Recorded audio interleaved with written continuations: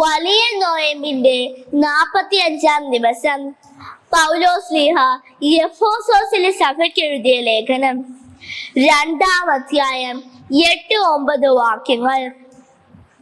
വിശ്വാസം വഴി കൃപയാലാണ് നിങ്ങൾ രക്ഷിക്കപ്പെട്ടത്. അത് നിങ്ങൾ നേടിയെടുത്തതല്ല, ദൈവത്തിന്റെ ദാനമാണ്. അത് പ്രവർത്തികളുടെ ഫലമല്ല, തന്മൂലം ആരും അതിൽ അഹങ്കരിക്കേണ്ടതില്ല.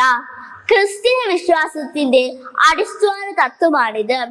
രക്ഷ ലഭിക്കുന്നത് കൃപയാലും വിശ്വാസത്താലുമാണ്. നമ്മുടെ യോഗ്യത നോക്കിയല്ല അവിടുന്ന് രക്ഷ നൽകുന്നത്.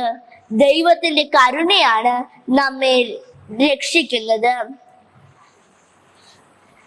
ഇന്ന് ഇത് സാധ്യമാകുന്നത് നമ്മുടെ പ്രവൃത്തി മൂലമല്ലാത്തതിനാൽ ഇതിൽ നമുക്ക് അഹങ്കരിക്കാൻ വകയില്ല. ദൈവകരുണയിൽ ആശ്രയിക്കുക അത്രമാത്രം. അതിനാൽ ദൈവകൃപയിൽ ആശ്രയിച്ച് സൗജന്യദാനമായി രക്ഷ നേടിയെടുക്കുവാൻ ഈശോയിൽ നമുക്ക് ആശ്രയിക്കാം.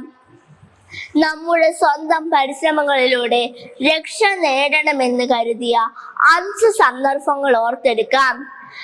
നമ്മുടെ ഈ തെറ്റായ ചിന്തയെ ഓർത്ത് ദൈവമേ എന്നിൽ കനിയണമേ എന്ന് പല പ്രാവശ്യം ഉരുവിടാം. ദൈവമേ, ഈ ജീവിതം അങ്ങയുടെ ദാനമാണ് എന്ന് ആവർത്തിച്ച് ചൊല്ലാം.